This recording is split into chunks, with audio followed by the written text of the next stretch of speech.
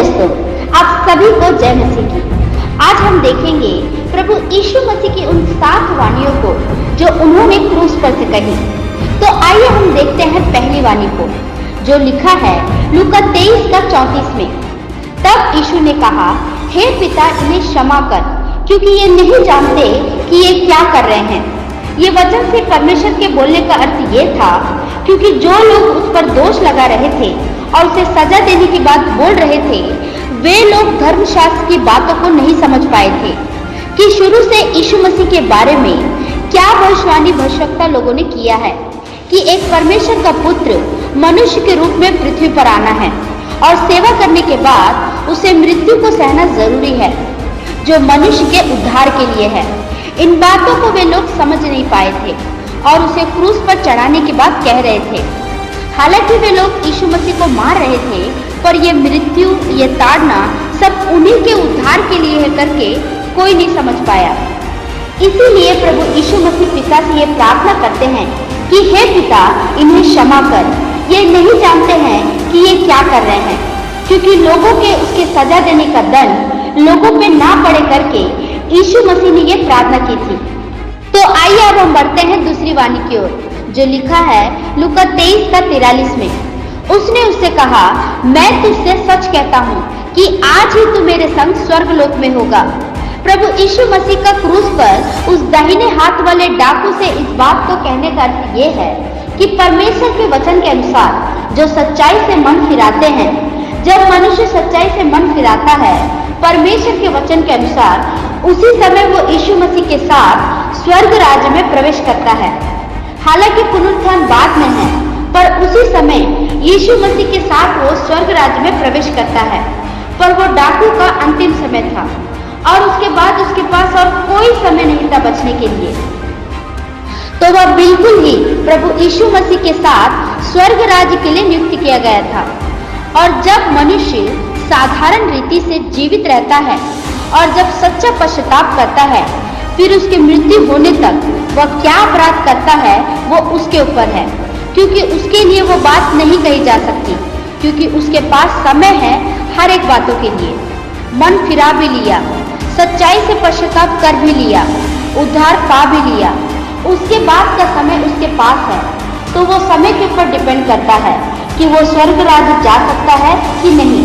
पर उस डाकू के पास समय नहीं था, इसीलिए यीशु मसीह ने बोला कि तूने मरने से पहले पश्चाताप कर लिया है, अब तेरे पास जीने का समय नहीं है, इसलिए तू आज ही मेरे साथ स्वर्ग राज्य में होगा। तो आइए अब हम देखते हैं तीसरी वाणी को जो लिखा है यूहन्ना 19:26 में। जब यीशु ने अपनी माता और उस चेले को जिससे वह प्रेम रखता था पास खड़े देखा, तो अपनी माता से कहा, हे नारी, देख, यह तेरा पुत्र है। प्रभु यीशु मसीह का इस वाणी को कहने का अर्थ ये था, इतनी दुख और ताड़ना में रहने पर भी उसने अपनी जिम्मेदारियों को नहीं भूला, क्योंकि जिस प्रकार 100% वह परमेश्वर था, उसी प्रकार 100% वह मनुष्य भी था। और मनुष्य का कर्तव्य भी पूरा करना उसने उस दर्द में भी दिखाया, ये कहकर कि हे नारी, यह तेरा पुत्र है। प्राणों को त्यागने से पहले अपनी जिम्मेदारी को सौंप कर ही उसने अपने प्राणों को त्यागा। इस बात को ये दिखाता है कि मनुष्य अपने जीवन के हर एक परिस्थिति में भी परमेश्वर की आज्ञा को पूरा करना कितना अवश्य है, और साथ ही साथ परमेश्वर की आज्ञा के साथ साथ मानवीय जीवन में जो उसका कर्तव्य है उसे भी पूरा करना कितना जरूरी है। इस बात को भी उसने वचन के द्वारा बताया। तो आइए अब हम देखते हैं चौथी वाणी को जो लिखा है मत्ती 27:46 में। तीसरे पहर के निकल यीशु ने बड़े शब्द से पुकार कर कहा, एली एली लमा शबक्तनी, अर्थात हे मेरे परमेश्वर, तूने मुझे क्यों छोड़ दिया। प्रभु यीशु मसीह का इस वचन को कहने का भी यही अर्थ है, जैसे कि लिखा है हबक्कुक 1:13 में, तेरी आंखें ऐसी शुद्ध है कि तू बुराई को देख ही नहीं सकता। इस वचन के अनुसार परमेश्वर एक भी बुराई, एक भी पाप को देख ही नहीं सकता। और जब यीशु मसीह क्रूस पर लटका था तो उसने सारे मानव जाति के अपराधों को, पापों को अपने ऊपर रखकर, अपने ऊपर लांघकर वो मृत्यु के लिए तैयार था।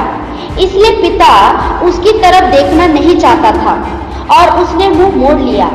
तब प्रभु यीशु मसीह पिता से यही प्रार्थना कर रहे हैं कि हे प्रभु, जो योजना तूने मुझको करने के लिए दिया उसे मैं पूरा कर रहा हूँ, फिर क्यों तूने मुझसे अपना मुंह फेर लिया। तो आइए अब हम देखते हैं 5वीं वाणी को, जो लिखा है यूहन्ना 19:28 में। इसके बाद यीशु ने यह जानकर कि अब सब कुछ पूरा हो चुका, इसलिए कि पवित्र शास्त्र में जो कहा गया वह पूरा हो, कहा मैं प्यासा हूँ।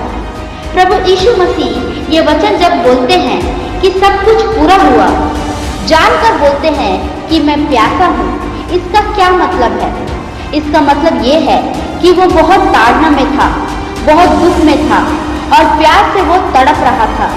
फिर भी वो पूरी तरह उन धर्मशास्त्र की बातों को पूरा होने तक अपनी प्यास को जाहिर नहीं किया। जब उसने देखा कि धर्मशास्त्र की बातें पूरी हो चुकी, तब उसने अपनी प्यास को जताया, अपनी प्यास को बताया। यही अर्थ है कि मनुष्य के जीवन में कितनी भी तकलीफें हो, उसमें सबसे बड़ा महत्व रखता है परमेश्वर की आज्ञा।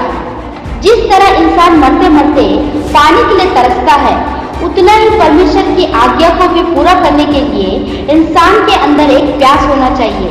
इस बात को यीशु मसीह क्रूस पर बताते हैं। तो आइए अब हम देखते हैं 6वीं वाणी को, जो लिखा है यूहन्ना 19:30 में।